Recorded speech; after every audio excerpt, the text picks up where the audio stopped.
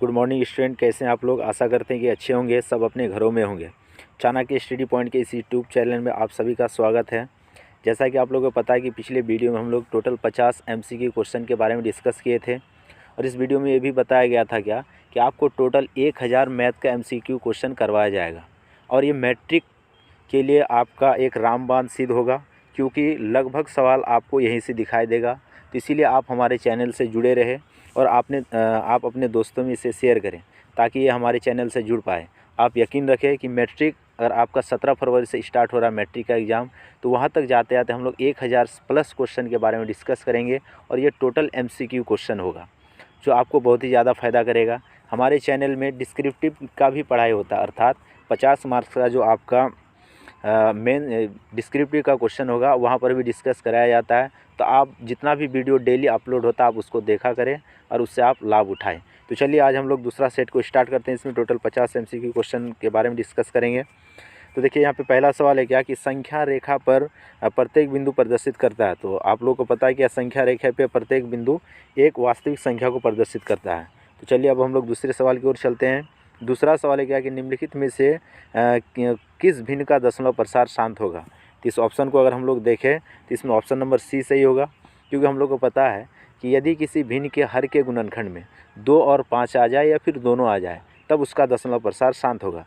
लेकिन अगर इस सवाल को देखा जाए सी नंबर ऑप्शन को, तो इसमें देखने की 7 भी है, ये एक्स्ट्रा आ गया। लेकिन आप ऊपर में भी ध्यान दें, 343 7 का क्यूब है, मतलब कि ऊपर में भी 7 3 बार है और नीचे में भी 7 3 बार है। ये दोनों कट जाएगा और नीचे में सिर्फ और सिर्फ 2 और 5 बचेगा, इसीलिए इसका दशमलव प्रसार शांत होगा। चलिए अब लोग तीसरे सवाल की ओर चलते हैं। तीसरा सवाल में लिखा हुआ है क्या कि सबसे छोटी पूर्ण वर्ग संख्या जो 16, 20 तथा 24 प्रत्येक से भाज्य हो। मतलब एक ऐसा पूर्ण वर्ग संख्या निकालना है जो 16, 20 और 24 तीनों से भाज्य हो। तो ऑप्शन के अनुसार ऑप्शन नंबर डी सही होगा। तो ये कैसे हुआ, इसको सबसे पहले देखें। जब भी इस प्रकार से सवाल पूछे तो आप सबसे पहले जो संख्या दिया गया उसका सबसे पहले आप LCM निकालें। तो यहाँ पे 20, 16 और 24, सबसे पहले इसका लघुत्तम हम लोग निकालेंगे। तो जैसे हम लोग निकालते हैं लघुत्तम उसी प्रोसेस से निकालेंगे इसको। ये 10 और ये 12, फिर आगे चलते हम लोग, फिर इसको 2 से डिवाइड करेंगे। 2 चौके 8, 2 5 6 10, 2 छके 12, फिर ये 2 से कटेगा, 2 दूना 4, 5 तो नहीं कटेगा, 2 तिये 6। अब देखिए यहाँ पे जितना बाहर में संख्या रहे ये सभी को आपस में गुना करेंगे और ऐसे हम लोग LCM हम लोग निकाल सकते हैं। तो 2 दूना 4, 4 दूना 8, 8 दूना 16, 16 पंचे 80, 8 तिये 24, तो ये 240 आया। तो देखिए ये 240 16, 20 और 24 का LCM है, लेकिन यहाँ पे पूर्ण वर्ग संख्या बताया गया। तो हम लोग को पता है क्या कि पूर्ण वर्ग संख्या होने के लिए सभी का समान युग्म आना चाहिए, मतलब एक जैसा संख्या 2 बार आना चाहिए, मतलब 2 के पहाड़ा में आना चाहिए। तो देख रहे हैं यहाँ पे 2 अपना युग्म बना रहा है, फिर से नीचे 2, ये दोनों 2 अपना युग्म बना रहा है, लेकिन 5 और 3 अलग अलग है, मतलब ये एक बार है। तो मतलब इसमें 5 और एक बार गुना होगा और फिर 3 एक बार गुना होगा। तो जब इसको गुना करेंगे 5 गुना 3, 324 से, तो हम लोग के पास ऑप्शन निकल के आएगा ऑप्शन नंबर डी। तो आई होप कि ये चीज़ आपको समझ में आ गया होगा। तो चलिए अब हम लोग 4 नंबर की ओर चलते हैं। अब इसमें लिखा हुआ क्या कि दो संख्या का लघुत्तम मतलब LCM तथा महत्तम समापवर्तक का दो संख्या का लघुत्तम समापवर्तक इसके महत्तम समापवर्तक के 14 गुना है। लघुत्तम समापवर्तक तथा महत्तम समापवर्तक का जोड़ 600 है। तो यदि एक संख्या 280 है तो यहाँ पे पूछ रहा है क्या कि दूसरा संख्या आपका क्या होगा। तो इसको अगर ऑप्शन में देखा जाए तो इसका ऑप्शन नंबर बी सही होगा। अब देखिए ये आया होगा कैसे, सबसे पहले सवाल को समझे आप। सवाल में बताया गया क्या कि लघुत्तम समापवर्तक उसके महत्तम समापवर्तक से 14 गुना ज़्यादा है। तो मान लेते क्या कि लघुत्तम x है और महत्तम समापवर्तक y है। तो अब इसमें बताया गया क्या कि LCM इसके HCF से 14 गुना है। तो अगर 14 को हम लोग y से गुना कर दे तो दोनों आपस में बराबर है। ये LCM है और ये इसका HCF है, ठीक है। अब ये हम लोग के पास पहला इक्वेशन आ गया। दूसरा बोल रहा है क्या कि दोनों का योग अर्थात LCM और HCF जब दोनों को जोड़ेंगे तो ये 600 आ रहा है। तो चलिए यहाँ से हम लोग HCF और LCM को निकाल सकते हैं, क्योंकि 2 प्रकार का चर है और दोनों के लिए 2 अलग अलग समीकरण आ चुका है। अगर x के जगह पे हम लोग 14y रख दें तो ये हो जाएगा टोटल 15y बराबर हो जाएगा 600। और इसको डिवाइड करें तो 15 चौके 60, तो अर्थात HCF हम लोग के पास आ गया 40। अब इस 40 को अगर हम लोग पहले इक्वेशन में रख दें तो x बराबर आ जाएगा क्या, 14 गुना 40, अर्थात जब इसको हल करेंगे तो 14 चौके 56 मतलब 560 हम लोग के पास एलसीएम आ गया। तो अर्थात हम लोग के पास दो चीज़ निकल गया, एक निकल गया एलसीएम बराबर आ गया 540 और निकल गया HCF हम लोग के पास आ गया 40। लेकिन अब सवाल में बोला गया कि यहाँ पे दो संख्या का HCF और एलसीएम था, तो हम लोग दोनों संख्या का निकाल लिया, उसमें से एक संख्या अर्थात एक संख्या दे दिया 280। तब सवाल में पूछ रहा गया कि दूसरा संख्या क्या होगा। तो हम लोग एक सूत्र पहले पढ़ चुके हैं क्या, कि एलसीएम गुना HCF ये हमेशा दो संख्या के गुणनफल के बराबर होता है। अर्थात एलसीएम हम लोग के पास है 240, एलसीएम हम लोग के पास है 560 और HCF हम लोग के पास है 40 बराबर A हम लोग के पास है 280 गुना B नहीं मालूम, इसी चीज़ को निकालना है। अगर इसको डिवाइड करें तो ये 0 से 0 कटेगा, ये कट जाएगा, 256 को 20 बार से ये विभाजित करेगा। अब 20 गुना 4 बराबर B, तो B हम लोग के पास आ गया 80। तो आई होप कि ये चीज़ आप लोगों को समझ में आ गया होगा कि इसका आंसर होगा ऑप्शन 4 नंबर का आंसर हो जाएगा ऑप्शन नंबर B। तो चलिए अब हम लोग 5 नंबर की ओर चलते हैं। अब देखिए 5 नंबर में क्या बोल रहा है कि संख्या रेखा संख्या 23.43 को P/Q के रूप में व्यक्त करें, मतलब इसको P/Q के रूप में लिखना है। तो ऑप्शन में अगर हम लोग देखें तो ऑप्शन नंबर A इसका सही होगा। तो सबसे पहले ध्यान दें, ये ऑब्जेक्टिव टाइप सवाल है। अगर आप इसको लॉन्ग प्रोसेस से बनाने जाइएगा तो ये बहुत ही बड़ा सवाल जाएगा। इस चीज़ को हम लोग 9th क्लास में भी डिस्कस कर चुके थे। अगर ये सवाल ऑब्जेक्टिव में पूछे तो इसको हम लोग डायरेक्ट बना सकते हैं। तो देखिए इसको हम लोग डायरेक्ट कैसे बना सकते हैं। तो टोटल जितना संख्या है आप सबसे पहले उस संख्या को लिख लें। तो संख्या हम लोग के पास है क्या, 2343। इस 2343 में से उस संख्या को घटा दे जिसके ऊपर रेखरी नहीं है। तो मतलब कि 23 के ऊपर रेखरी मतलब उसके ऊपर लकीर नहीं है, इस 23 को इससे घटाएंगे। और इसमें हम लोग और आगे क्या करेंगे कि जितना पे रेखरी नहीं है, जितना पे रेखरी है उतना 9 आप बैठा दें नीचे, ये हम लोग के पास रिजल्ट होगा।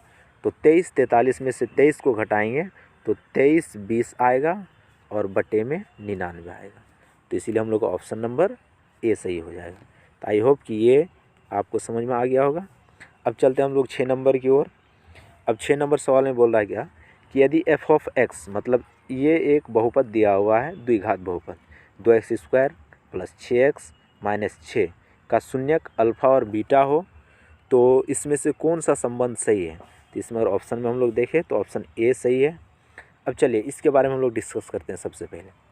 अब देखिए यहाँ पे ऑप्शन A में लिखा हुआ क्या, अल्फ़ा प्लस बीटा, और ये दोनों शून्यकों का बहुपद का शून्यक है। अब इसमें अल्फ़ा प्लस बीटा एक संबंध होता है क्या कि -b/a। अब यहाँ पे a और b क्या होता है इसके बारे में डिस्कस करते हैं। तो जो द्विघात बहुपद होगा उसमें जो स्क्वायर वाला पद होगा उसके गुणांक को हम लोग बोलते हैं a, जो सिर्फ और सिर्फ बिना स्क्वायर वाला चर होगा उसके गुणांक को हम लोग बोलते हैं b, और जो सिर्फ कांस्टेंट होगा मतलब नियतांक होगा उसको हम लोग c से सूचित करते हैं। जिसमें अगर देखें तो b बराबर हो जाएगा 6, लेकिन सूत्र में माइनस है तो इसको माइनस लगाएंगे, और बटे में a का मान है 2, तो 2 3 6। तो हम लोग कह सकते हैं क्या कि अल्फ़ा प्लस बीटा बराबर हम लोग के पास आ गया -3। अब चलिए उसी प्रकार से हम लोग अब इसको देखेंगे क्या, बराबर में अल्फ़ा इंटू बीटा दिया होगा।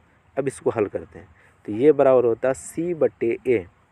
अब इसमें ध्यान से देखें, c बताए थे अभी आपको क्या कि जो कांस्टेंट पद है मतलब जो नियतांक है, तो नियतांक हम लोग के पास 6 है और बटे में 2, ये अर्थात होता है 2। तो इसको हम लोग कटाएंगे तो 2 3 6, तो बराबर हम लोग के पास आ गया -3। तो दोनों स्थिति में देख लिए क्या कि अल्फ़ा प्लस बीटा भी -3 निकला, अल्फ़ा इंटू बीटा भी -3 निकला, अर्थात ये दोनों आपस में बराबर है। इसीलिए हम लोग कह सकते हैं क्या कि इसका ऑप्शन नंबर A सही है। चलिए अब हम लोग 7 नंबर की ओर चलते हैं। अब इसमें बताया गया क्या कि रेखिक समीकरण युग्म में किसका हल है। यहाँ पे हल का प्रकार दिया, आपको यहाँ पे बताना है कि कौन सा हल सही है।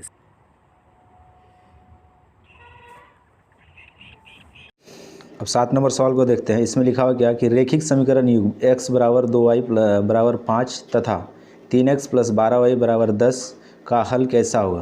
तो सबसे पहले इसमें ध्यान दें कि पहला जो इक्वेशन है ये इसका व्यापक रूप नहीं है, तो सबसे पहले हम लोग इसको व्यापक रूप में लिखेंगे। तो यहाँ पे लिखा हुआ क्या x बराबर 2y बराबर 5, तो इसको हम लोग व्यापक रूप में लिखेंगे कि x माइनस 2y बराबर 5, ये व्यापक रूप आ गया।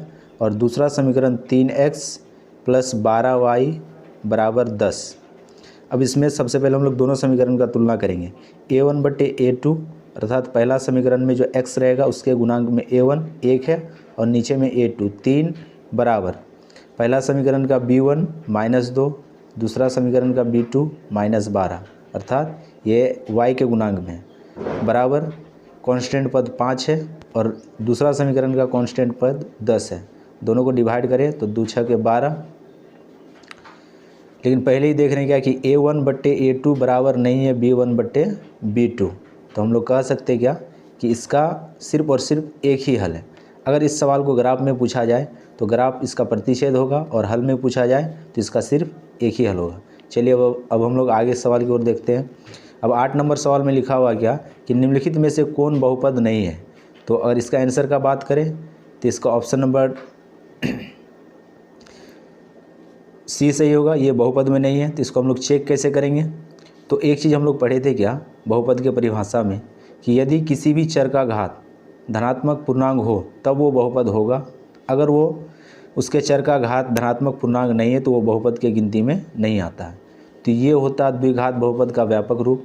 जब इसमें हम लोग चर को देखते हैं तो इसका घात 2 है, जब b के साथ जो x को देखते हैं इस पे घात पूर्ण संख्या 1 है, तो इसीलिए हम लोग कह सकते हैं क्या कि ये एक बहुपद का उदाहरण है। लेकिन अगर इस ऑप्शन में देखें तो सी नंबर ऑप्शन में x बटे में है, जब इसको हम लोग ऊपर लेके जाएंगे तो इसका घात एक ऋणात्मक संख्या होगा। तो इसी के आधार पे कह सकते हैं क्या कि सी नंबर इसका आंसर होगा। अब चलते हम लोग अगले सवाल की ओर। अगला सवाल लिखा हुआ क्या कि यदि 0.3x माइनस 0.37 बराबर 0.37x माइनस 0.3 हो तो x का मान क्या होगा। तो ऑप्शन को देखें तो ऑप्शन के अनुसार इसका आंसर डी होगा। अब ये डी कैसे आया होगा इसको हम लोग हल करते हैं। तो इसमें सबसे पहले हम लोग जाति को देखेंगे, मतलब कि एक जाति का जो होगा उसको एक तरफ करेंगे हम लोग। तो x के साथ है 0.3x और दाएं तरफ है 0.37, तो इधर ये प्लस में है तो बाएं तरफ आके ये माइनस हो जाएगा। और बराबर में हम लोग के पास बचा हुआ माइनस 0.3 और इधर से 0.7 इधर प्लस है माइनस है तो उधर जाके प्लस होगा। जब इसको हम लोग हल करेंगे तो आंसर के रूप में हम लोग का डी ऑप्शन आएगा। तो चलिए अब हम लोग आगे सवाल की ओर चलते हैं। अगला सवाल लिखा हुआ क्या कि 4x पे घात 4y 6x पे घात 4y तथा 12xy का महत्तम समापवर्तक क्या होगा। तो अगर ऑप्शन को देखें तो ऑप्शन के अनुसार इसका आंसर डी होगा 6xy। अब चलते हैं इस सवाल को हम लोग विस्तृत रूप से समझते हैं। तो इसमें लिखा हुआ क्या कि 6x पे घात 4y तथा 12xy। अब हम लोग HCF को जानते हैं पहले से ही कि HCF का अर्थ है क्या कि संख्या का चाहे जितना समूह हो सभी में एक जैसा चीज़ होना चाहिए। अगर दोनों पद को देखा जाए तो दोनों में सबसे पहले 6 है, पहला पद में भी 6 दूसरा पद में भी 6 है। अब चर को देखें तो पहले पद में चर x 4 बार है जबकि दूसरे पद में चर 1 बार है, तो दोनों में से 1 बार x निकलेगा और दोनों में y 1 बार है उसमें से भी 1 बार आएगा। तो 6xy इस दोनों पद में है तो इसीलिए इसका आंसर डी हो जाएगा। चलिए अब हम लोग दूसरे सवाल की ओर चलते हैं। अब 11 नंबर सवाल में लिखा हुआ गया कि यदि 173x प्लस 197y बराबर 49 और 197x प्लस 173y बराबर 221 हो तो x तथा y का मान क्या होगा। तो ऑप्शन के अनुसार देखें तो इसका ऑप्शन नंबर डी होगा। अब ये डी कैसे आया होगा तो आपके पास दो तरीका है, क्योंकि ये ऑब्जेक्टिव टाइप सवाल है। आप x और y का मान रख के भी चेक कर सकते हैं या फिर दोनों समीकरण को एक बार जोड़ दें, समीकरण 1 और समीकरण 2 को जोड़ दें और एक बार समीकरण 1 और समीकरण 2 को घटा दें। आपको वहाँ से फिर से दो नया समीकरण मिलेगा, उस दोनों समीकरण को हल कीजिएगा तो x और y का मान निकल जाएगा। अगर आपको ऑब्जेक्टिव को बहुत जल्दी बनाना है क्योंकि ये टाइम टेकिंग करेगा तो आप कुछ ना करें, सभी ऑप्शन को उस समीकरण में रख के देख लें। जैसे इसका डी ऑप्शन सही हुआ तो ये कैसे सही हुआ होगा इसको हम लोग चेक करते हैं। तो 173 गुना, अब x के यहाँ पे हम लोग 2 बैठाते हैं, प्लस 197 y के यहाँ पे -1 बैठाते हैं। जब इसको हल करेंगे तो 3 दूना 6, 7 दूना 14 के 4, 2 का 2 1 3, माइनस 7 9 1, जब इसको घटाएंगे तो 149 आएगा।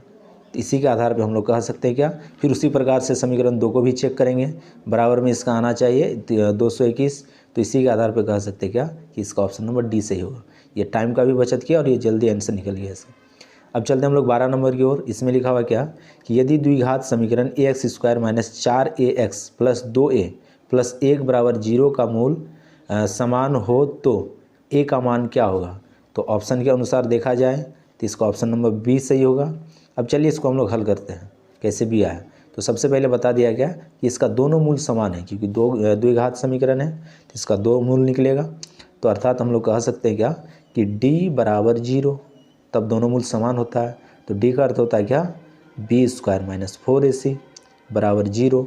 जब इसमें आप सवाल को बैठाइएगा तो आपको नज़र आएगा क्या कि हल करने के बाद a का वैल्यू 1/2 आएगा। इसको आप लोग खुद से कीजिएगा। चलते हम लोग नेक्स्ट सवाल की ओर। अब 13 नंबर सवाल में देखें क्या लिखा हुआ है कि 64 के वर्गमूल को 64 के घनमूल से भाग देने पर इसका मान क्या आएगा। तो ऑप्शन के अनुसार देखें तो इसका ऑप्शन नंबर बी सही होगा। अब चलिए इसके ऊपर हम लोग सवाल को थोड़ा सा डिस्कस करते हैं और देखते हैं कैसे आया होगा। तो यहाँ पे सवाल में बताया गया क्या कि 64 का वर्गमूल, तो 64 का वर्गमूल मतलब 8, 8 गुना 8 64, और 64 का घनमूल का भाग, तो 64 का घनमूल निकलेगा 4, 4 को 3 बार गुना करेंगे तो 64 आएगा। इसको डिवाइड करेंगे तो बराबर में आएगा 2। तो ये चीज़ आपको समझ में आ गया होगा। चलते हम लोग नेक्स्ट सवाल की ओर। अब 14 नंबर सवाल में क्या कि x पे घात n + 1 का एक गुणनखंड x + 1 से सिर्फ तभी विभाज्य होगा जब n का मान क्या होगा। तो अगर हम लोग ऑप्शन को देखें तो ऑप्शन के अनुसार इसका ऑप्शन नंबर बी सही होगा। अब चलिए इसमें हम लोग थोड़ा सा प्रैक्टिकल करते हैं। बताया सवाल में क्या कि x पे घात n + 1 को जब x + 1 से विभाजित करेंगे तो ये पूरा भाग लेगा, मतलब भागफल इसका 0 आएगा। लेकिन शर्त क्या है कि यहाँ पे n का मान क्या होगा। तो चलिए एक बार हम लोग n का मान एक विषम संख्या को रखते हैं। तो n का मान 1 रखें, +1/2 x + 1, ये कटेगा, पूरा 1 आएगा। अगर उसी प्रकार से हम लोग n का मान को 2 रखें तो x पे घात 2 + 1/x + 1। अब इसका कोई सॉल्यूशन नहीं है, ना ही अलजेब्रा से संबंधित इसके लिए कोई सूत्र है। तो अब चलते हम लोग फिर से अगला विषम संख्या को रखते हैं। अब x पे घात 3 रखते हैं और 1/x + 1। अब देखिए ध्यान से, 1 पे कुछ नहीं तो घात 3 है। अब हम लोग को पता है AQ + BQ बराबर सूत्र होता है क्या, A + B, अर्थात x + 1। देखिए फिर से x + 1 आ गया ऊपर में, तो मतलब ये नीचे वाले के साथ ही कट जाएगा। लेकिन अगर हम लोग सम संख्या को रखें, सम संख्या का कोई भी मान रखें यहाँ पे, तो ये इसको विभाजित नहीं करेगा। 2 4 6 आप कुछ भी रखिए, इसको ये पूरा विभाजित नहीं कर रहा। लेकिन आप किसी भी विषम संख्या को रखिए, ये इसको पूरा विभाजित करेगा। तो इसी के अनुसार इसका बी ऑप्शन सही होगा। चलिए अब हम लोग नेक्स्ट सवाल की ओर चलते हैं। 15 नंबर में इसमें लिखा हुआ क्या कि √15 और √10 किसके बराबर होगा। तो ऑप्शन के अनुसार देखें तो इसका ऑप्शन नंबर ए सही होगा। अब चलिए इसको हम लोग थोड़ा सा डिस्कस करते हैं। सबसे पहले देखिए, ये अगर ब्रैकेट के अंदर है तो दोनों गुना होगा। जब इसको गुना करेंगे तो गुणनफल के रूप में 150 आएगा। अब इसको हल कीजिए आप, तो इसको हम लोग लिख सकते हैं क्या, √15 को लिख सकते हैं 15 गुना 15 का आप लोग गुणनखंड कर सकते हैं। या इसका और एक आसान सा तरीका है कि आप सबसे पहले 10 का गुणनखंड करें, 10 गुना 2, उसी प्रकार से फिर 5 गुना 3, दोनों जगह सेम हो गया। अब देखिए दोनों घर में 5 कॉमन है, तो 5 को आप निकाल सकते हैं और रूट में बच गया 2 और 3, तो 3 दूना 6। तो इसी के अनुसार ऑप्शन नंबर ए सही होगा। चलिए अब हम लोग नेक्स्ट सवाल की ओर चलते हैं। 16 नंबर सवाल में लिखा हुआ है क्या कि √3 गुना tan थीटा बराबर 3 sin थीटा। तब sin² theta minus cos² theta का मान क्या होगा। तो ऑप्शन के अनुसार इसका ऑप्शन नंबर सी सही होगा। अब चलिए इसको हल करते हम। तो इसमें लिखा हुआ क्या कि √3 tan थीटा बराबर 3 sin थीटा। अब आगे चलते हम लोग, √3 sin थीटा बट्टे tan थीटा लिख सकते हैं हम लोग। sin थीटा बट्टे cos थीटा, ये tan थीटा के बराबर होता है और बराबर में 3 sin थीटा। अब देखिए यहाँ पे साइन थीटा कट जाएगा, हम लोग के पास बच जाएगा √3 बटे कॉस थीटा बराबर में बच जाएगा 3। अब यहाँ पे कॉस थीटा 3 से जाके गुना होगा तो 3 कॉस थीटा, या फिर हम लोग लिख सकते हैं क्या कि कॉस थीटा बराबर √3 बटे 3। तो देखिए यहाँ पे P बटे H निकल गया, हम लोग P को निकालेंगे, उसके बाद फिर सवाल को sign square theta plus cos square theta में बैठा देंगे। तो ऑप्शन के रूप में हम लोग के पास ऑप्शन नंबर सी आएगा। तो चलिए हम लोग आगे सवाल की ओर चलते हैं। 17 नंबर सवाल में क्या है कि 7 sine square theta plus 3 cos square theta बराबर 4, तब sec theta plus cos theta का मान क्या होगा। तो ऑप्शन के अनुसार देखा जाए तो इसका ऑप्शन नंबर बी सही होगा। अब देखिए इसको हम लोग आसानी से हल कर सकते हैं। सबसे पहले यहाँ पे देखिए sign square theta plus 3 cos square theta, इस दोनों में कॉस और साइन में दोनों को एक पद में बदलना होगा। तो या तो आप साइन को कॉस में बदलें या फिर कॉस को साइन में बदलें। तो चलिए हम लोग कॉस को साइन में बदलते हैं, तब देखते हैं आगे क्या होता है। ये बराबर में दिया हुआ है यहाँ पे 4, तो अगर हम लोग कॉस को साइन में बदल दें तो यहाँ पे हम लोग के पास रिजल्ट के रूप में आएगा क्या 3 साइन स्क्वायर थीटा बराबर में 4 आएगा। 7 साइन स्क्वायर थीटा से 3 साइन स्क्वायर थीटा को घटाएंगे तो 4 साइन स्क्वायर थीटा आएगा, और 3 इधर प्लस में तो उधर जाकर माइनस होगा और बराबर में 1 आएगा। तो फाइनली हम लोग के पास आ गया क्या 4 sine square theta equal to 1। अब साइन स्क्वायर थीटा अपने यहाँ पे रहेगा, 4 को इधर ला के हम लोग भाग में दे देंगे। तो साइन का स्क्वायर उधर जाके अगर वर्गमूल होगा तो ये निकल जाएगा 1/2। और हम लोग को पता है साइन थीटा में 1/2, थीटा का वैल्यू जब 30 डिग्री होता है तब ये 1/2 होता है। अब इस मान को हम लोग सेक के स्थान पर रखेंगे, तो सेक 30 डिग्री थीटा के स्थान पर रख दिए, कॉसेक 30 डिग्री। अब जब इसको हल करेंगे हम लोग तो सेक 30 डिग्री का मान √3/2, कॉसेक 30 डिग्री का मान 2 होता है। तो आई होप कि ये सॉल्यूशन आपको समझ में आया होगा। अब चलिए हम लोग नेक्स्ट सवाल की ओर चलते हैं। अगला सवाल है कि 5 कॉट थीटा माइनस 3, ये दिया हुआ कि 5 कॉट थीटा बराबर 3 दिया हुआ, तो 5 sine theta minus 3 cos theta बट्टे 4 sine theta plus 3 cos theta का मान क्या होगा। तो ऑप्शन के अनुसार देखा जाए तो इसका ऑप्शन नंबर बी सही होगा।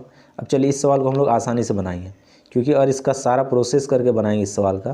कहने का अर्थ हो गया कि कॉट थीटा को एक तरफ रख के 3/5 करेंगे तो यहाँ पे b/p आएगा, और यहाँ से हम लोग h निकाल के तब इस सवाल में बैठाएंगे तो बहुत ज़्यादा टाइम टेकिंग करेगा। तो इसको हम लोग आसानी से बना सकते हैं।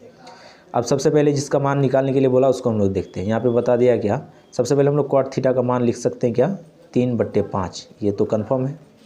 अब सॉल्यूशन को देखते हैं हम लोग कि इसमें मांग क्या रहा है। ये मांग रहा है 5 sine theta minus 3 cos theta, और बाई में 4 sine theta plus 3 cos theta. इसमें हम लोग साइन थीटा को कॉमन ले लेंगे, तो जैसे साइन थीटा को कॉमन लेंगे तो ब्रैकेट के अंदर बचेगा 5 माइनस 3। अब देखिए कॉस थीटा के साथ साइन नहीं है तो बटे में कॉस साइन आएगा, तो कॉस बटे साइन ये बदल जाएगा कॉट में। उसी प्रकार से नीचे में भी वही चीज़ होगा, साइन को जैसे कॉमन लेंगे तो ब्रैकेट के अंदर में बच जाएगा 4 और प्लस में फिर वही बात है 3 कॉस थीटा बटे साइन थीटा, ये बदल जाएगा कॉट थीटा में। अब देखिए यहाँ पे कॉट थीटा का मान अब हम लोग रख सकते हैं, साइन कट गया तो ये बच गया 5 माइनस 3। अब कॉट थीटा का वैल्यू हम लोग के पास था 3/5 और फिर बटे में चलेंगे, ये था 4 प्लस 3 गुना 3/5। अब आप इसको हल कीजिएगा तो ऑप्शन नंबर बी आपको नज़र आएगा। चलते हम लोग नेक्स्ट सवाल की ओर। अब अगला सवाल दिया हुआ क्या कि sine x degree equal to sine alpha. अब ये सवाल प्रीवियस ईयर में पूछा हुआ सवाल है, तो इसमें ऑप्शन को देखा जाए तो इसका ऑप्शन नंबर डी सही होगा। अब यहाँ पे बच्चा कन्फ्यूज रहता है क्या कि साइन x² डिग्री और बराबर सिर्फ और सिर्फ लिखा साइन अल्फ़ा। अब अल्फ़ा का मान यहाँ पे कुछ नहीं दिया हो, तो हम लोग को पता है कि किसी भी कोण को नापते हैं हम लोग तो रेडियन में नापते हैं या फिर डिग्री में नापते हैं या फिर ग्रेडियन में नापते हैं। तो यहाँ पे संबंध बताने के लिए बोला क्या, डिग्री और रेडियन में बोला, तो इसी के अनुसार ऑप्शन नंबर डी इसका सही होगा, क्योंकि x डिग्री का मान 45 डिग्री होगा और अल्फ़ा का मान अगर हम लोग निकालेंगे तो π/180 होगा। तो इसीलिए इसका ऑप्शन नंबर डी सही है, क्योंकि हम लोग को अल्फ़ा का मान निकालना था। अब चलते हम लोग नेक्स्ट सवाल की ओर। अब 20 नंबर सवाल में लिखा हुआ क्या कि ten 15 degree, ten 20 degree, ten 70 degree, ten 75 degree का मान क्या होगा। जब भी इस प्रकार का कोई सवाल दे तो लगभग आपको आंसर में एक ही नज़र आएगा, लेकिन इसमें शर्त क्या है कि आप ये चीज़ को ध्यान रखिएगा क्या कि हम लोग 0 डिग्री, 30 डिग्री, 45 डिग्री, 60 डिग्री और 90 डिग्री इसका मान हम लोग निकाल सकते हैं, लेकिन इसके बाद बाकी कोई भी डिग्री आ जाए तो 10th लेवल तक में आप इसको सॉल्व नहीं कर सकते हैं। अगर इसके अलावा सिर्फ और कोई डिग्री को दे दे तो उसका सभी स्थिति में मान एक ही आएगा। तो चलिए इसको थोड़ा सा हम लोग और डिस्कस करते हैं। इसमें लिखा हुआ क्या कि साइन 15, टेन 15 और टेन 75 मतलब दोनों को जोड़ के हम लोग को 90 पुराना है। तो टेन 15 और टेन 75 90 पुर रहा है, तो कॉट और ये 10 में बदल जाएगा तो कॉट 10 एक हो जाएगा। उसी प्रकार से टेन 20 और टेन 70 ये भी 90 पुर रहा है, दोनों मिलके एक हो जाएगा, तो 1 गुना 1 हम लोग के पास 1 आ जाएगा। तो चलिए अब हम लोग अगले सवाल की ओर चलते हैं। अगला सवाल लिखा हुआ है यहाँ पे कि यदि सूरज की किरण का झुकाव 45 डिग्री से बढ़कर 60 डिग्री हो जाता है तो एक मीनार की छाया 50 मीटर घट जाती है, तो मीनार की ऊंचाई क्या होगा। तो ऑप्शन के अनुसार इसका ऑप्शन नंबर 20 सही होगा, लेकिन इस क्वेश्चन में थोड़ा सा गलती है, इसको हम लोग इसको हल करते हैं तब देखते हैं आंसर में क्या आता है। इसमें लिखा हुआ क्या कि यदि सूरज की किरण का झुकाव 45 डिग्री से बढ़कर 60 डिग्री हो जाता, मतलब ये हम लोग के पास मान लेते एक दीवार है और इसके ऊपर ये सूरज है। जब इसका कोण ये 45 डिग्री पे झुका हुआ था, तो जैसे सूरज आगे बढ़ा मतलब ऊपर की ओर उठा तो 45 डिग्री से बढ़ के ये 60 डिग्री कोण हो गया। तो मतलब जैसे जैसे डिग्री बढ़ेगा छाया की लंबाई घटते जाएगा। ये दे दिया 50, मतलब ये घट के 50 हो गया। अब सवाल में बताया गया क्या कि ये जो मीनार है ये इसका ऊंचाई क्या होगा। तो सबसे पहले देखिए अगर ये x हो गया तो ये पूरा x होगा, क्योंकि देखिए ये 45 डिग्री है और 45 डिग्री ये भी है, और ये तो हम लोग को पता है कि टेन 45 डिग्री का मान 1 होता है, तो 1 हो गया। तो मतलब ये अगर मीनार x है तो इसका आधार भी x होगा। अब इस आधार का मान x माइनस 50 करेंगे तो हम लोग के पास ये वाला आएगा। अब टेन 60 डिग्री से हम लोग नीचे वाले को निकाल सकते हैं, तो x बटे x प्लस 60 बराबर टेन 60 का रूट 3। जब इसको हम लोग हल करेंगे तो ऑप्शन के रूप में बी आएगा, लेकिन यहाँ पे थोड़ा सा मिसप्रिंट है, आप इस चीज़ को सही कर लीजिएगा। यहाँ पे लिखना चाहिए था क्या 25 प्लस रूट 3 मीटर लिखना चाहिए था, तो इसमें यही चीज़ गलती था। अब हम लोग आगे चलते हैं। 22 नंबर सवाल लिख रहा गया कि सूर्य का उन्नयन कोण जब किसी सीधे खड़े खंभे की छाया और उसकी लंबाई बराबर हो तो सूर्य का उन्नयन कोण क्या होगा। यहाँ पे पूछा गया कि सूर्य का उन्नयन कोण जब किसी सीधे खड़े खंभे की छाया और उसकी लंबाई के बराबर हो तो सूर्य द्वारा बनाया गया उन्नयन कोण का मान क्या होगा। तो ऑप्शन के अनुसार इसका ऑप्शन नंबर सी सही होगा। तो देखिए ये क्या बोलना चाह रहा है कि एक खड़ा खंभा है और इसका एक छाया है, अब दोनों आपस में बराबर है, मतलब खंभा भी x है और छाया भी इसका x ही है। अब बोल रहा है क्या कि सूर्य द्वारा बना यहाँ पे आधार पे उन्नयन कोण ये कितना होगा। तो ये हो गया p और ये हो गया b, तो हम लोग लगा सकते हैं टेन थीटा, क्योंकि टेन थीटा बराबर p बट्टे b होता। तो p बट्टे b, p भी x b भी x है, ये कट गया तो निकल गया 1। तो थीटा बराबर 45 डिग्री, लेकिन यहाँ पे रेडियन में दिया। तो आप लोग एक बात को ध्यान रखिएगा कि पाई का मान हमेशा रेडियन में दिया हुआ रहेगा, और जब इसको डिग्री में कन्वर्ट करेंगे तो ये 180 डिग्री का मान होता है। तो जब इसको हम लोग हल करेंगे तो 180 बट्टे 4 जब इसको विभाजित करेंगे तो आ जाएगा हम लोग के पास 45 डिग्री। इसमें कन्फ्यूज नहीं होना आप लोगों को, क्योंकि ये रेडियन में दिया हुआ। चलिए हम लोग नेक्स्ट सवाल की ओर चलते हैं। अगला सवाल है क्या कि एक 6 मीटर ऊंचे खंभे की पृथ्वी पर छाया 2√3 मीटर लंबी है, तो सूर्य का उन्नयन कोण क्या होगा। तो ऑप्शन के अनुसार इसका ऑप्शन नंबर ए सही होगा। फिर से बात वही पूछा गया जो पीछे वाले सवाल हम लोग डिस्कस किए। इसमें बोला गया कि एक खंभा है जो 6 मीटर ऊंचा है और इस खंभे द्वारा बना छाया, मतलब इसका जो प्रतिबिंब बन रहा नीचे ये 2√3 मीटर है। अब बोल रहा है क्या कि ये छाया द्वारा जमीन पे बना कोण मतलब उन्नयन कोण कितना डिग्री का होगा। तो फिर ये p बट्टे b, तो फिर से हम लोग लगा सकते हैं क्या टेन थीटा बराबर p बट्टे b, मतलब 6 बट्टे 2√3, तो ये 2 3 6, हम लोग के पास आ गया 3 बट्टे √3। इसको हल करते हैं, √3 को ऊपर नीचे से गुना करते हैं। जैसे इसको ऊपर नीचे से गुना करेंगे तो 3 से 3 कट जाएगा, तो टेन थीटा बराबर हम लोग के पास आ जाएगा √3 और थीटा का मान आ जाएगा 60 डिग्री, और ये डिग्री में ही दिया हुआ है। अगर ये रेडियन में देता तो इस सवाल को हम लोग 180 से गुना करके तब इसको फिर आगे हल करते। तो चलिए हम लोग नेक्स्ट सवाल की ओर चलते हैं। अब चलते हैं हम लोग 25 नंबर सवाल में, 24 नंबर सवाल में। इसमें बोल रहा है क्या कि एक 6 मीटर ऊंचे वृक्ष की छाया 4 मीटर लंबी है, उसी समय एक खंभे की छाया 50 मीटर है, तो खंभे की ऊंचाई क्या होगा? तो ऑप्शन के अनुसार इसका ऑप्शन नंबर बी सही होगा। अब देखिए इस सवाल में बोलना क्या चाह रहा है, ये ज्योमेट्री का सवाल है, देखने में लग रहा है कि हाइट एंड डिस्टेंस का है, लेकिन ये वास्तव में ज्योमेट्री का सवाल है। इसमें बताया गया क्या कि 6 मीटर ऊंचा एक वृक्ष है और इसका छाया 4 मीटर है, तो ये 6 हो गया और ये 4, ये इस प्रकार से एक त्रिभुज को बनाया, ये समकोण त्रिभुज है। उसी के अनुरूप एक खंभा इस प्रकार से खड़ा है और इसका छाया की लंबाई 50 मीटर है और दोनों एक ही समय पे बना, इसलिए दोनों त्रिभुज आपस में समरूप होगा। अगर दोनों त्रिभुज समरूप हो गया तो इसका भुजा अनुपातिक रूप में बराबर होगा। अब बताया गया इस खंभे का ऊंचाई कितना है, तो इस खंभे का ऊंचाई को x मान लेते हैं। तो पहले वाले त्रिभुज का लंब दूसरे वाले त्रिभुज का लंब x है, बराबर पहले वाले त्रिभुज का आधार 4, दूसरे वाले त्रिभुज का आधार 50 है। जब इसको हल करेंगे तो 2 दूना 4, 2 तिये 6, 2 से इस नीचे वाले को 25 में कटा सकते हैं, तो x बराबर हम लोग के पास आ जाएगा 25 तिये 75, जो कि आपके ऑप्शन बी में दिखाई दे रहा। अब चलते हैं हम लोग 25 नंबर की ओर। अब इसमें बोला क्या कि यदि दो मीनार की ऊंचाई h1 तथा h2 के पादों को मिलाने वाली रेखा के मध्य बिंदु पर मीनारों द्वारा बनाए जाने वाले कोण के मान क्रमशः 60 डिग्री तथा 30 डिग्री है, तो h1/h2 किसके बराबर होगा?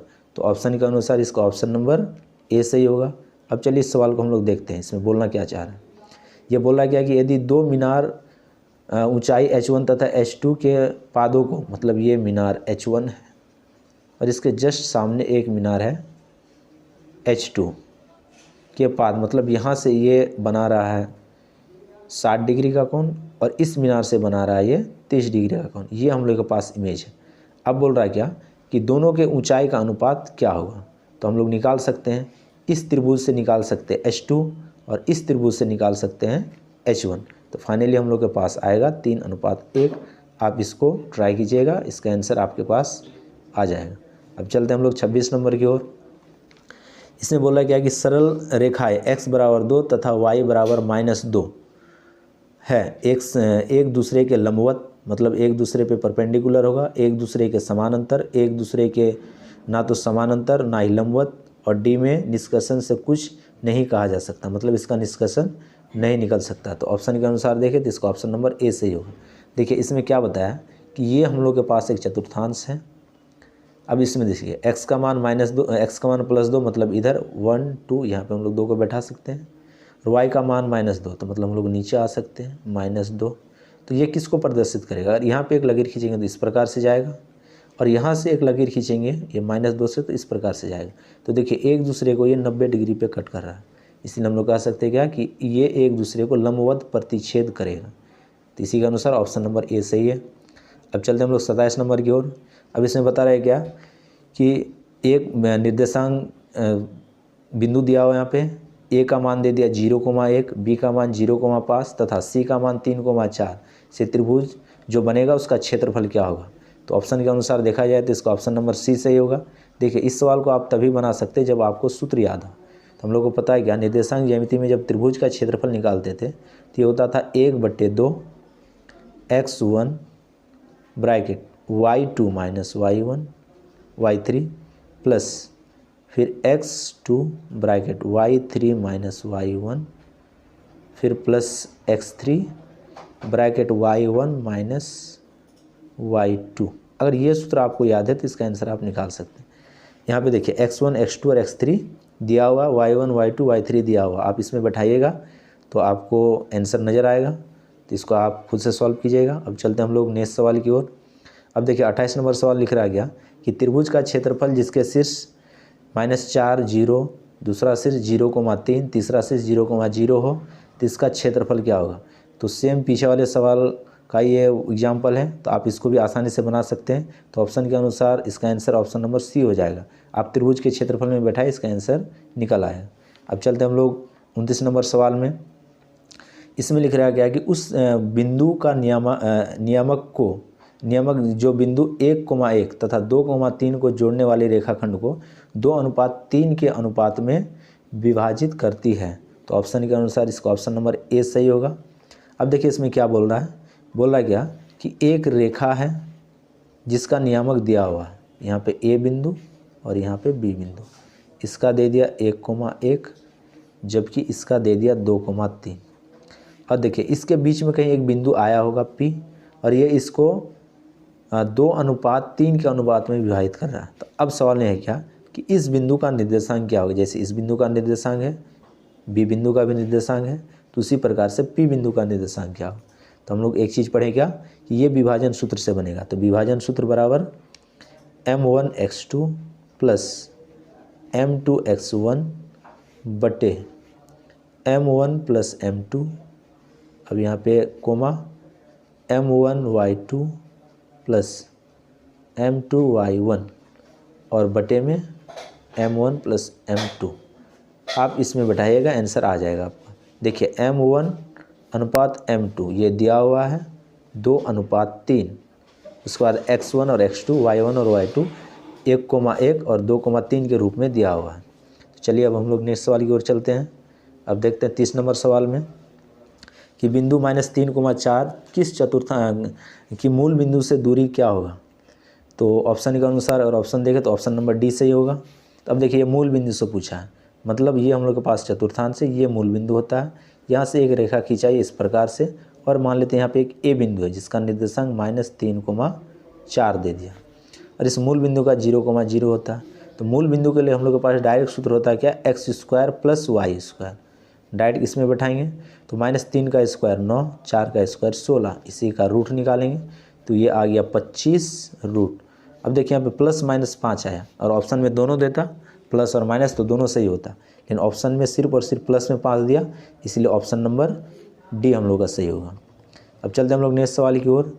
इसमें दिया हुआ क्या है कि दिए गए त्रिभुज PQR में AB समानांतर है QR के दो समरूप त्रिभुज PAB और PQR के क्षेत्रफलों का अनुपात 1:2 है, तो PQ/AQ का मान क्या होगा। तो इस सवाल के अनुसार इसका ऑप्शन नंबर डी सही होगा, इनमें से कोई नहीं। अब देखिए तब इसका आंसर होगा क्या, ये सवाल है क्योंकि ये प्रीवियस ईयर में पूछा हुआ सवाल है। तो इसमें सबसे पहले देखिए क्या बताया कि त्रिभुज PQR ये बड़ा वाला त्रिभुज समरूप है त्रिभुज PAB ये छोटा वाला त्रिभुज के ये समरूप है और दोनों के क्षेत्रफलों का अनुपात दिया हुआ है, मतलब छोटा वाला त्रिभुज का क्षेत्रफल x मान लेते हैं, बड़ा वाला का y। अब इस दोनों के क्षेत्रफल का अनुपात दे दिया x/y बराबर 1/2। अब देखिए एक चीज़ हम लोग को पता है क्या कि यदि दो त्रिभुज समरूप हो तो उसके संगत भुजाओं का अनुपात के वर्ग के वो बराबर होता है। तो देखिए यहाँ पे तब हम लोग लिख सकते हैं क्या कि AP/PQ इसका हम लोग स्क्वायर लिख सकते हैं, यही बराबर 1/2 है।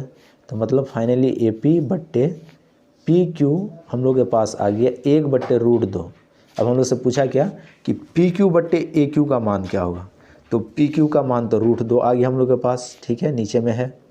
अब हम लोग के पास AQ का मान चाहिए, तो AQ का मान तो हम लोग पूरा में से 1 को घटा सकते हैं, तो पूरा √2 है, पूरा √2 आ गया और AP का मान -1 कर देते हैं इसमें, तब ये AP यहाँ से यहाँ तक इससे ये घट जाएगा, तो हम लोग के पास ये वाला मान आ जाएगा। तो इसका आंसर होना चाहिए कितना कि √2/√2 - 1, फिर इसका हर परिमेयकरण करेंगे तो √2 + 1/√2 + 1, तो फाइनली आएगा √2, फिर ब्रैकेट में √2 + 1 और बटे में आ जाएगा a² - b² मतलब 2 - 1 मतलब 1। तो आ गया यहाँ पे, जब इसका ब्रैकेट को हटाएंगे तो 2 + √2 और अनुपात में आएगा 1। तो इस प्रकार का कहीं ऑप्शन नहीं है, तो फाइनली इसका आंसर आएगा 2 + √2 और अनुपात में 1। तो ये ऑप्शन नंबर सी में दिया हुआ, लेकिन ये उल्टा रूप से दिया हुआ, इसलिए इसका ऑप्शन नंबर सी सही नहीं होगा। अब चलते हम लोग 32 नंबर की ओर। अब इसमें लिखा हुआ क्या कि दिए गए चित्र में O वृत्त का केंद्र है तथा BAC बराबर 60 डिग्री हो, तो कोण OBC का मान हम लोग को निकालना है यहाँ पे। तो 32 नंबर का आंसर देखें ऑप्शन के अनुसार, तो ऑप्शन नंबर डी सही होगा। तो चलिए इस चीज़ को हम लोग बनाते हैं। तो देखिए यहाँ पे एक थ्योरम लागू होगा कि ये एक वृत्त है, इस वृत्त के केंद्र O से 2 त्रिज्या खींचे, एक इस प्रकार से और ये है, और इसके बाद फिर हम लोग एक जीवा को खींचे इस प्रकार से। अब देखिए इस जीवा से अगर ये दो रेखा वृत्त के किसी भी बिंदु पे मिले तो ये जो केंद्र पे कोण बना ये हमेशा इस कोण का 2 गुना आता, मतलब ये 2 गुना हमेशा होगा। कहने का अर्थ हो गया क्या कि अगर ये 2 थीटा बना रहा तो यहाँ पे बना कोण थीटा होगा। तो सबसे पहले देखिए यहाँ पे कोण BAC दिया हुआ, BAC मतलब ये वृत्त पर जो बना कोण वो दिया हुआ 60 डिग्री, तो केंद्र का कोण मतलब ये वाला कोण हम लोग के पास आ जाएगा 120 डिग्री, क्योंकि ये 2 गुना है। अब देखिए नीचे जो त्रिभुज है BOC, इसमें एक कोण आ गया कितना 120 डिग्री, तो मतलब अब ये दोनों कोण मिला के बच गया 60 डिग्री। अब देखिए ये दोनों कोण आपस में बराबर होगा, क्यों? क्योंकि BO और OC ये आपस में त्रिज्या है। अब दोनों मिला के 60 है तो इसका आधा करेंगे तो निकल जाएगा 30, तो मतलब कोण B भी 30 निकलेगा और कोण C भी 30 निकलेगा। इसमें से जो सवाल पूछेगा दोनों के लिए आंसर 30 डिग्री आएगा। तो आई होप ये सवाल आपको समझ में आ गया होगा। अब चलते हैं हम लोग नेक्स्ट सवाल की ओर। अब देखिए इसमें क्या बोल रहा है कि PT तथा PS दो स्पर्श रेखा है जो O केंद्र वाले वृत्त पर इस प्रकार है कि कोण TPS 65 डिग्री हो तो कोण OTS का मान क्या होगा। तो ऑप्शन के अनुसार इसका ऑप्शन नंबर बी सही होगा। अब चलिए इस पर डिस्कस करते हैं हम लोग। देखिए ये और ये आपस में स्पर्श रेखा है और देखिए ये और ये त्रिज्या है, तो स्पर्श रेखा पे त्रिज्या हमेशा लंब होता है, तो कह सकते हैं क्या कि कोण T और प्लस कोण S, कोण T भी 90 होगा, कोण S भी 90 होगा। स्पर्श रेखा पे त्रिज्या हमेशा लंब होता है। और उसी के बाद कोण TPS मतलब ये वाला कोण दिया होगा, ये दे दिया 65 डिग्री। देखिए ये सवाल देखने में भारी है लेकिन बहुत ही आसान है ये। तो ये तीनों को जोड़ेंगे, चारों को जोड़ेंगे, 3 कोण आ गया और उसके बाद फिर कोण O, इस सारा को जोड़ेंगे तो 360 आएगा। अब देखिए 90 और 90 180 और 65, तो ये आ जाएगा 5, 8 6 14 के 4, ये आ जाएगा हम लोग के पास 240। इस 240 को अगर 360 से घटाएंगे तो 0 2 ये निकल के आएगा हम लोग के पास 120, लेकिन ये 120 नहीं क्योंकि यहाँ पे 65 था, तो यहाँ पे 245 को घटाएंगे तो हम लोग के पास आ जाएगा 115 डिग्री। अब देखिए ये 115 डिग्री इस केंद्र पे आया, तो इसको हम लोग सही से बनाते हैं। ध्यान से देखिएगा, ये एक वृत्त हो गया, ये इसका केंद्र है, इस प्रकार से एक रेखा गया इस प्रकार से, और यहाँ से एक ये जीवा है, ये T दे दिया, ये S और ये O। अब हम लोग को कोण का मान निकालना है क्या, OTS इस कोण का निकालना। तो देखिए ये तो कोण निकल गया हम लोग के पास कितना 115। अब देखिए यहाँ पर भी वही बात है कि तीनों कोणों को जोड़ेंगे तो 180 होगा। तो देखिए ये और ये आपस में त्रिज्या है, तो फिर से कोण T और कोण S आपस में बराबर होगा। तो 180 में से 115 को हम लोग घटाएंगे यहाँ पे, तो यहाँ पे आ जाएगा 5 और ये हो जाएगा 7 6 और ये आपस में कटा। अब देखिए 65 का आधा करेंगे तो ये आ जाएगा 32.5 अर्थात 32.5 डिग्री। तो ये आसानी से बन गया। ऐसे अगर इसको लॉन्ग प्रोसेस में बनाएंगे तो ये बहुत बड़ा सवाल जाता है। चलिए अब हम लोग नेक्स्ट सवाल की ओर चलते हैं। अब देखिए आगे क्या लिख रहा है कि किसी रेखाखंड AB को 2:3 के अनुपात में बांटा है, एक किरण AX खींचा गया तथा कोण BAX एक न्यून कोण बनाया गया। अब बराबर दूरी पर A1 A2 ... बिंदु निर्धारित किए गए। इस अनुपात हेतु कम से कम कितने बिंदु A1 A2 चुने जा सकते हैं। तो ऑप्शन के अनुसार देखें तो इसका ऑप्शन नंबर बी सही होगा। तो देखिए इसमें क्या बोलता है कि एक रेखा है इस प्रकार से, ठीक है। अब इसको न्यून कोण बनाते हुए 2 भाग में बांटा गया। तो देखिए यहाँ पे अगर एक न्यून कोण बनाएंगे तो इस प्रकार से एक रेखा जाएगा, और यहाँ पे एक न्यून कोण बनाएंगे तो इस प्रकार से रेखा जाएगा। जब इसको अगर हम लोग विभाजित करेंगे तो यहाँ पे A1 A2 आएगा। जब इसको विभाजित करेंगे तो B1, इसको हम लोग A मान लेते हैं, B1 B2 B3 तक आएगा, क्योंकि इसमें 2 तक लिया है इसको और इसको लिया है B3 तक। तो टोटल कितना बिंदु आ गया 1 2 3 4 और 5। तो इसी के अनुसार इसका आंसर बी सही होगा। तो चलिए अब हम लोग 35 नंबर सवाल की ओर चलते हैं। अब इसमें ध्यान से देखिएगा, इसमें लिखा हुआ क्या कि यदि किसी त्रिभुज ABC में BD बराबर 5 सेंटीमीटर, BC बराबर 7.5 सेंटीमीटर तथा कोण A का समद्विभाजक AD है, तो AB/AC का अनुपात क्या होगा। तो ऑप्शन के अनुसार देखा जाए तो इसका ऑप्शन नंबर बी सही होगा। अब चलिए इस पर डिस्कस करते हैं हम लोग। तो देखिए ये थेल्स प्रमेय से संबंधित सवाल है। हम लोग को बताया क्या कि ये जो AD है ये कोण को समद्विभाजित करता है। तो इसका कहने का मतलब हो गया क्या कि ये बड़ा वाला त्रिभुज और ये छोटा वाला त्रिभुज, ये दोनों आपस में समरूप होगा, या ये दोनों छोटा त्रिभुज आपस में समरूप होगा। जैसे दोनों त्रिभुज आपस में समरूप हो गया तो हम लोग इसके भुजा को अनुपात में ले सकते हैं। तो यहाँ पे ध्यान से देखिएगा, ए बी बड़ा त्रिभुज का भुजा बट्टे ए सी इस छोटा त्रिभुज का भुजा मानते हैं बराबर। अब आगे देखिए, बी डी बी सी ये बड़ा त्रिभुज का भुजा और सी डी ये छोटा त्रिभुज का भुजा, सी डी ये छोटा त्रिभुज का भुजा, ये अनुपात में बराबर होगा क्योंकि दोनों त्रिभुज समरूप है तो उसका संगत भुजा आपस में अनुपातिक रूप में बराबर। अब देखिए, बी सी का मान दे दिया 7.5, लेकिन सी डी का मान नहीं मालूम, यहाँ से लेके यहाँ तक ये सी डी है, लेकिन बी डी का मान मालूम है। तो हम लोग इस सी डी को क्या लिख सकते हैं, B C minus B D, B C minus B D लिख सकते हैं बराबर। हम लोग के पास ये सी डी आ जाएगा। अब यहाँ पे इसका मान बैठाते हैं 7.5 बटे 7.5 में से 5 को अगर घटाएंगे तो यहाँ पे 2.5 आएगा, दोनों से दशमलव उड़ेगा, तो इसको अगर हम लोग फाइनली हल करेंगे तो ये आ जाएगा ऑप्शन नंबर बी सही होगा। तो चलिए हम लोग नेक्स्ट सवाल की ओर चलते हैं। अब देखिए, अगला सवाल बोल रहा है क्या कि दो समद्विबाहु त्रिभुज के कोण बराबर है तथा उनके क्षेत्रफलों का अनुपात 16:25 है, तो उसके ऊंचाई का अनुपात क्या होगा। तो जब भी इस प्रकार का सवाल पूछे तो आप इसका डायरेक्ट वर्गमूल निकालें। जब क्षेत्रफल का अनुपात दे, भुजा पूछे तो वर्गमूल निकालें, और जब भुजा दिया हुआ क्षेत्रफल पूछे तो उसका आप वर्ग कर दें। तो ऑप्शन के अनुसार अगर इसका हम लोग वर्गमूल निकालें तो 16 का वर्गमूल 4 और 25 का वर्गमूल 5 आएगा। तो ऑप्शन के अनुसार ऑप्शन नंबर ये सही होगा।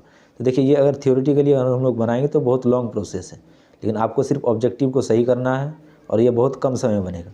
तो अगर क्षेत्रफल का अनुपात पूछे तो जो संख्या दिया हुआ रहेगा उसका स्क्वायर करें, अगर भुजा का अनुपात पूछे तो जो संख्या दिया हुआ रहे उसका आप वर्गमूल निकालें, आपका वही आंसर होगा। तो चलिए अब हम लोग नेक्स्ट सवाल की ओर चलते हैं। तो सवाल नंबर 37 में लिखा हुआ गया कि किसी वृत्त के व्यास के दोनों सिरे से खींची गई स्पर्श रेखा हमेशा डैश होती है। तो मतलब दोनों व्यास को अगर आगे तक बढ़ाया जाए तो उस रेखा को हम लोग क्या बोलेंगे, तो उस रेखा को बोलेंगे समानांतर रेखा। देखिए, इस सवाल का आंसर हो जाएगा ऑप्शन नंबर है। ये बोलना क्या चाह रहा है कि ये हम लोग के पास एक वृत्त है और इसका ये व्यास है। व्यास किसको बोलेंगे, जो किसी भी वृत्त के केंद्र से होकर जो रेखा गुजरता है उसको हम लोग व्यास बोलते हैं। अब बोला क्या कि ये व्यास का अंतिम बिंदु है और यहाँ पे अंतिम बिंदु बी है। तो इस व्यास का जो अंतिम बिंदु ए है तो यहाँ से एक रेखा खींचा इस प्रकार से, और इस व्यास का नीचे वाले में देखा अंतिम बिंदु बी है तो यहाँ पे एक रेखा खींचा इस प्रकार से। तो दोनों आपस में क्या होगा, समानांतर होगा। तो इससे एक थ्योरम भी था जो हम लोग डिस्कस किए थे। अब नेक्स्ट सवाल की ओर चलते हैं हम लोग। 38 नंबर सवाल यहाँ पे लिखा हुआ गया कि यदि AP तथा PB किसी बिंदु P से O केंद्र वाले वृत्त पर खींची गई स्पर्श रेखा है जिनके बीच का झुकाव 80 डिग्री है, तो कोण POA का मान क्या होगा। तो ऑप्शन के अनुसार देखा जाए तो इसका ऑप्शन नंबर ए सही होगा। अब देखिए, इसमें बोलना क्या चाह रहा है कि बोल रहा क्या कि एक वृत्त O है।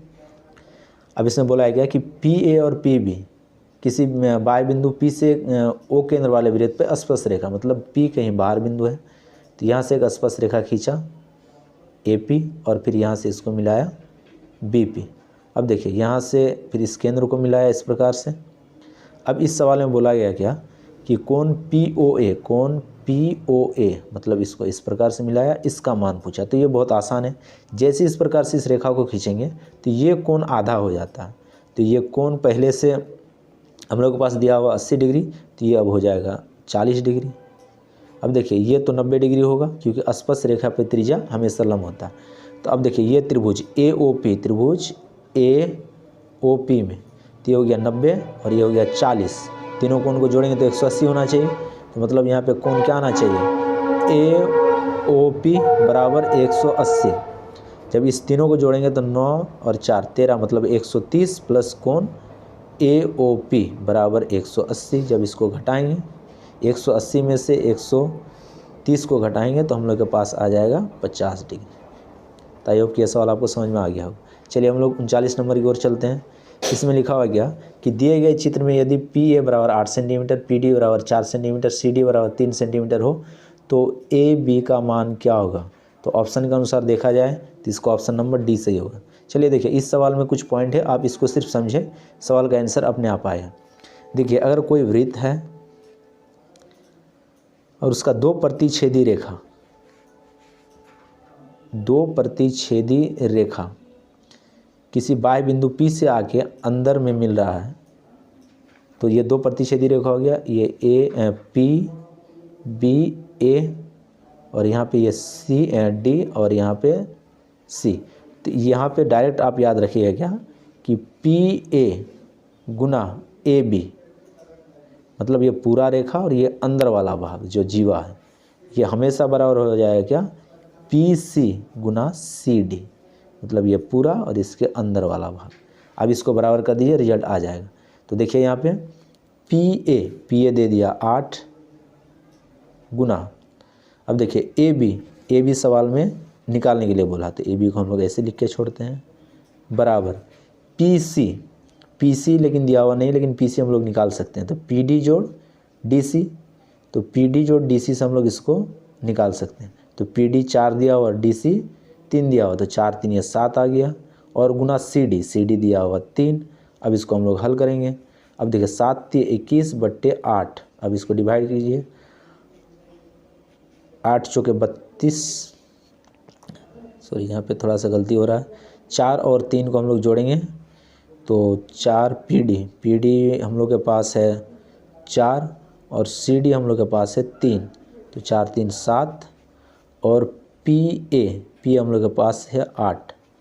इसको डिवाइड करें, लेकिन ऑप्शन यहाँ पे कुछ मिसमैच हो रहा है, आप लोग इसको हल कीजिएगा। लेकिन ऑप्शन जो तरीका बताए इसी तरीका से बनेगा, मतलब 21/8 आएगा। इसको डिवाइड करेंगे तो कितना आ जाएगा, 8 दूना 16, और हम लोग के पास इधर बच गया क्या 5, तो 8 छः के 48, 8 5 40, मतलब ये आ जाएगा 2.84। तो हो सकता है ये ऑप्शन में मिसप्रिंट हो, आप इसको फिर से दोबारा ट्राई कीजिएगा। अब नेक्स्ट सवाल की ओर चलते हैं हम लोग। दिए गए चित्र में बिंदु P रेखा AB को आंतरिक रूप में किस अनुपात में काटती है? तो ऑप्शन के अनुसार देखें तो इसका ऑप्शन नंबर ए सही होगा। अब बताया गया कि ये किस अनुपात में काट रहा है, तो देखिए यहाँ पे ये एक रेखा है और ये एक रेखा, तो ये 1 2 तीसरा पे काट रहा है, जबकि ये 1 2 3 चौथा पे काट रहा है। तो इसको हम लोग बोल सकते हैं क्या, ये 3:4 में विभाजित कर रहा है। तो अब हम लोग चलते हैं 41 नंबर की ओर। अब देखिए इसमें बोल रहा है क्या कि एक 14 सेंटीमीटर ऊंचाई के बेलन के वक्र सतह का क्षेत्रफल 264 सेंटीमीटर स्क्वायर है, तो इसका आयतन क्या होगा? तो ऑप्शन के अनुसार देखा जाए तो इसका ऑप्शन नंबर सी सही होगा। अब देखिए इसमें क्या दे दिया, एक बेलन का वक्र पृष्ठ क्षेत्रफल मतलब 2πr/h, ये चीज़ दिया हुआ है बराबर 264। तो अब देखिए सबसे पहले इसको 2 से विभाजित कर देते हैं, 2 1 2, 2 3 6, 2 दूना 4, 132 बार में कट गया। अब पाई का मान 22/7 बैठा देते हैं यहाँ पे। उसके बाद आर का भी मान नहीं दिया हुआ, आर को हम लोग को निकालना है, लेकिन एच दिया हुआ 14 और बराबर में 132, तो ये 7 से कट जाएगा और 11 से कटेगा, 11 दूना 22, 11 का 11, 11 दूना 22, 2 छके 12, 2 3 6, तो फाइनली हम लोग के पास आर बराबर आ गया 3। अब देखिए 2 चीज़ हम लोग के पास मालूम चल गया, एक आर बराबर निकल गया 3 सेंटीमीटर और जबकि एच बराबर दिया हुआ 14 सेंटीमीटर। अब इसका आयतन, बेलन का आयतन πr²h में आप बैठा दीजिए, आपको आंसर इसमें नज़र आएगा। अब चलते हम लोग 42 नंबर की ओर। अब देखिए 42 नंबर में लिख रहा गया कि दो गोलों के आयतनों का अनुपात 8:7 है, तो उसके क्षेत्रफलों का अनुपात क्या होगा? तो अगर ऑप्शन के अनुसार देखा जाए तो इसका ऑप्शन नंबर डी सही होगा। अब देखिए इसमें क्या बोलना चाह रहा है, यहाँ पे कि दो गोलों के आयतनों का अनुपात, तो पहला गोला का आयतन 4/3 πr³ और दूसरे का इसका भी वही होगा 4/3 पाई छोटा आर लिखते हैं यहाँ पे, क्योंकि दोनों का त्रिज्या अलग है। इसका आयतनों का अनुपात 8/7 दे दिया, तो 4/3 कट जाएगा, तो r/r छोटा आर, ये इसका निकल गया घनमूल 8/7। अब इस सवाल में पूछा गया कि इसके क्षेत्रफलों का अनुपात, तो अब आप क्षेत्रफल में बैठा सकते हैं इसको। तो क्षेत्रफल देखिए यहाँ पे जो 8:3 दिया, ये सवाल थोड़ा सा मिस है, यहाँ पे होना चाहिए 27, क्योंकि देखिए यहाँ से तो 8 का तो घनमूल निकल जाएगा कितना 2, लेकिन 7 का घनमूल हम लोग नहीं निकाल सकते। तो यहाँ पे असल में यहाँ पे 27 होना चाहिए था, शायद ये मिसप्रिंट हो। तो तब नीचे में आएगा हम लोग के पास 3। तो देखिए यहाँ पे त्रिज्या का अनुपात आ चुका हम लोग के पास, त्रिज्या का अनुपात निकल गया क्या r1 बड़ा आर अनुपात छोटा आर, ये निकल गया 2:3। अब बोला क्या क्षेत्रफलों का अनुपात, तो 4πr², नीचे भी क्या हो जाएगा 4πr²। तो देखिए 4 कट जाएगा, बड़ा आर² 2 दूना 4, छोटा r² 3 3 9, तो तो हम लोग के पास आ गया कितना 4:9, तो इसलिए इसका ऑप्शन डी सही है। चलिए अब हम लोग नेक्स्ट सवाल की ओर चलते हैं। 43 नंबर सवाल में लिख रहा क्या कि यदि h ऊंचाई तथा r त्रिज्या वाले एक ठोस बेलन के वक्र का क्षेत्रफल इसके कुल पृष्ठ क्षेत्रफल के बराबर हो, कुल पृष्ठ क्षेत्रफल का 1/3 हो तो इसमें से कौन सा संबंध सही होगा। यहाँ पे संबंध पूछा, ना कि सवाल में ये लिखा कि इसमें से h और r में क्या संबंध होगा, तो इसका ऑप्शन नंबर बी सही होगा। तो देखिए इसमें बोलना क्या चाह रहा है, बोला गया कि यदि h ऊंचाई तथा r त्रिज्या वाले एक ठोस बेलन का वक्र पृष्ठ क्षेत्रफल, तो 2πr/h ये किसके बराबर है, ये कुल पृष्ठ क्षेत्रफल का 1/3 है। तो मतलब कुल पृष्ठ क्षेत्रफल क्या होता है 2πr/h इसके ये बराबर है। चलिए इसको अच्छा से लिखते हैं यहाँ पे, तो ये 2πr/h हो गया वक्र पृष्ठ क्षेत्रफल, कुल पृष्ठ क्षेत्रफल 2πr/r+h। अब देखिए ये इसका 3 गुना ही है, तो मतलब इसको या तो आप 3 से गुना कीजिए या फिर आप इसको 3 से डिवाइड कीजिए, बात बराबर। तो 2πr कट जाएगा, 3 इधर जोड़ में तो इधर भाग में तो इधर आगे गुना हो जाएगा, 3h बराबर r+h। अब h को लाके इधर घटा दीजिए, तो h बराबर 2h बराबर हम लोग के पास आ जाएगा r, और इसको सरल करेंगे तो h बराबर हो जाएगा r/2, जो कि ऑप्शन बी में नज़र आ रहा है। चलिए हम लोग 44 नंबर की ओर चलते हैं। 44 नंबर में लिख रहा गया कि 12 सेंटीमीटर व्यास के एक गोले द्वारा विस्थापित हवा का आयतन क्या होगा। तो ऑप्शन के अनुसार देखें तो इसका ऑप्शन नंबर डी सही होगा। सवाल में देखिए क्या बोल रहा है कि एक गोला है जिसका व्यास दिया हुआ 12 सेंटीमीटर, तो त्रिज्या इसका आधा होता है, ये चीज़ हम लोग को पता है, तो ये हो गया 6 सेंटीमीटर। अब बोल रहा है कि इसका आयतन क्या होगा, तो अब आयतन के सूत्र में बैठा दीजिए 4/3πr3, आपको नज़र आएगा कि ऑप्शन नंबर बी इसका सही है। अब चलते हैं हम लोग नेक्स्ट सवाल की ओर। अब देखिए 45 नंबर सवाल बोल रहा है यहाँ पे कि किसी 5 सेंटीमीटर भुजा वाले घन को काटकर 1 सेंटीमीटर भुजा वाले कितने घन बनाए जा सकते हैं। तो ऑप्शन के अनुसार इसका ऑप्शन नंबर सी सही होगा। तो देखिए कैसे बना होगा ये सवाल, बोला गया कि 5 सेंटीमीटर भुजा वाला एक घन है इस प्रकार से, इसको काट के छोटा कर दिया और ये 1 सेंटीमीटर वाला एक भुजा बना दिया।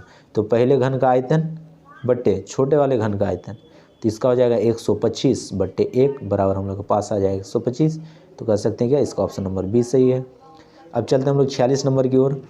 अब देखिए इसमें क्या बोला कि यदि 4 लगातार विषम संख्याओं का माध्य 6 है तो सबसे बड़ी संख्या क्या होगा। अब यहाँ पे ध्यान दें कि 4 लगातार विषम संख्या पूछा गया, तो सबसे पहले देखिए इसका आंसर हो जाएगा ऑप्शन नंबर बी। देखिए इसको आप 2 तरीक़ा से बना सकते हैं, या तो ऑप्शन से बनाइए या फिर आप इसको जो सवाल दिया वहाँ से बना सकते हैं। तो देखिए यहाँ पे क्या बताया गया कि 4 लगातार विषम संख्या, और पहला विषम संख्या x है, मान लेते पहला विषम संख्या 1 है, तो तब दूसरा विषम संख्या क्या होना चाहिए x+2 मतलब 3, x में 2 जोड़ेंगे तो 3 आएगा, तो तीसरा हो जाएगा x+3, चौथा हो जाएगा ये 3 नहीं, यहाँ पे हो जाएगा आपका 4, उसके बाद चौथा हो जाएगा आपका x+6। अब देखिए यहाँ पे x पहला संख्या, दूसरा x+2, तीसरा x+4, चौथा x+6। अब इसको जोड़ते हैं और इसका माध्य निकालते हैं, तो x+2, x+4, x+6 और बटे में 4 बराबर माध्य दे दिया 6।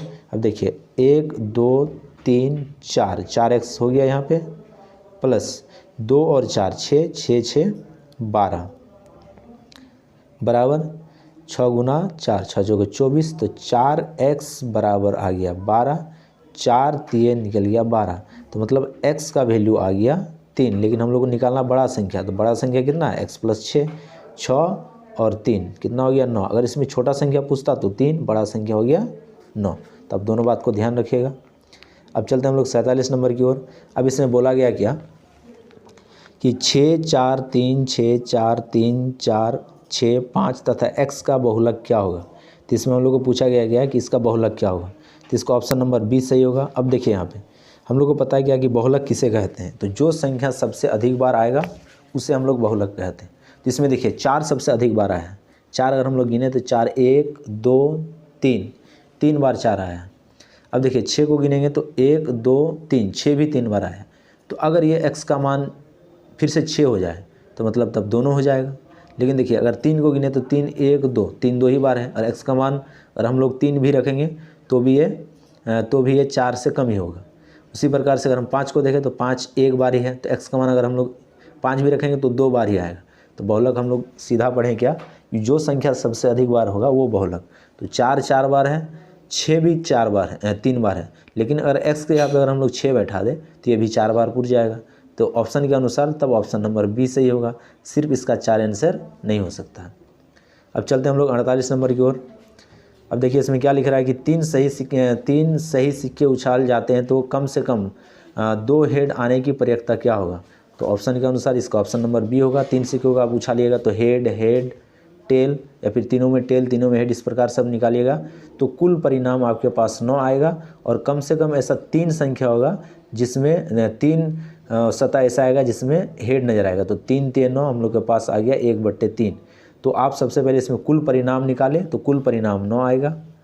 और जब इसमें हेड को गिनेंगे तो कम से कम 3 ऐसा सतह होगा जिसमें हेड आएगा। तो इसीलिए घटना हो गया, तो घटना बट्टे कुल परिणाम 3 3 9, तो रिजल्ट के रूप में आ गया 1/3। तो चलते हम लोग 49 नंबर की ओर। अब देखिए 49 में क्या बोला कि एक साथ 2 पासों को उछालने पर प्राप्त संख्याओं का जोड़ 7 होने की प्रयत्ता क्या होगा। तो ऑप्शन के अनुसार देखें तो इसका ऑप्शन नंबर बी सही है। तो देखिए अगर 2 पासे को एक साथ फेंकेंगे तो कुल परिणाम, ये सबसे बड़ा चीज़ होता है कि सबसे पहले कुल परिणाम क्या होगा आप इसको निकालें। तो कुल परिणाम इसका 36 होगा, मतलब 2 पासे को जब एक साथ फेंकेंगे तो इसमें कुल 36 परिणाम आ सकता है, जिसको हम लोग कुल परिणाम बोलते हैं। अब बताए क्या कि अगर इसको जोड़ेंगे, मतलब 2 पासे में जो नंबर आया जब उसको जोड़ेंगे तो क्या होना चाहिए, 7 होना चाहिए। तो ऐसा कितना संख्या हो सकता है। तो अगर हम लोग इसके बारे में डिस्कस करें तो देखिए 5 2 इस प्रकार से अगर लिखते जाएंगे तो ये टोटल 6 बार आएगा। मतलब 6 संख्या ऐसे जोड़ में आएगा कि जब दोनों को जोड़ेंगे तो क्या आएगा, उसमें 6 आएगा। तो मतलब हम लोग कह सकते हैं कि कुल परिणाम हो गया 36 जो नीचे बैठेगा, और इसका घटना हो गया 6। तो इसको जब डिवाइड करेंगे तो 6 6 के 36, तो ऊपर में 1 और नीचे में 6 हो जाएगा। तो चलिए हम लोग आज का लास्ट सवाल को देखते हैं। अंतिम सवाल दिया हुआ है कि इसमें कि निम्न में से कौन सी घटना की प्रयत्ता नहीं है, मतलब कौन किसी घटना का प्रयत्ता नहीं हो सकता है। तो ऑप्शन के अनुसार देखें तो इसका ऑप्शन नंबर ए सही है। सबसे पहले आप याद रखें कि किसी भी घटना की प्रयत्ता, उसको हम लोग P ऑफ E से सूचित करते हैं, ये हमेशा 1 से छोटा या बराबर, 0 से बड़ा या फिर बराबर होता है। मतलब किसी भी घटना का प्रयत्ता इसी को फॉलो करेगा, ऐसा नहीं हुआ तो किसी भी घटना की प्रयत्ता नहीं हो सकता।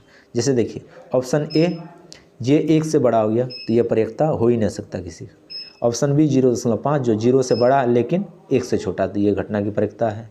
ऑप्शन नंबर सी देखिए 0.9 दिया हुआ, 1 से छोटा और 0 से बड़ा, ये भी हो सकता है।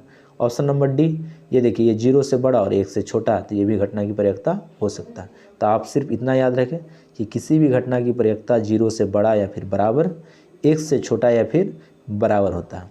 तो आई होप कि ये 50 सवाल जो डिस्कस किया आपके साथ, ये सारा चीज़ आपको समझ में आ गया होगा। इस सवाल से संबंधित अगर आपको और कहीं दिक्कत है तो आप हमारे व्हाट्सएप ग्रुप में जुड़ सकते हैं और वहाँ से इसके बारे में आप डिस्कस कर सकते हैं। तो अब नेक्स्ट वीडियो आप लोगों को इसके बाद मिलेगा, जब आप लोग इसको अच्छा से तैयारी कर लीजिएगा तो इसके जस्ट बाद आपको फिर से दूसरा वीडियो मिलेगा। तो टोटल हम लोग 100 क्वेश्चन डिस्कस कर लिए। इससे पहले हम लोग एक सेट पहले आप लोगों को दे चुके हैं, ये हम लोग का दूसरा सेट है। जैसा कि आप लोगों को पता है कि हम लोग का टारगेट ही है क्या कि आपका एग्ज़ाम आने तक हम लोग 1000+ MCQ हर एक किताब से करेंगे। तो आप हमारे वीडियो को शेयर करें, अपने दोस्तों तक पहुँचाएँ। Thank you.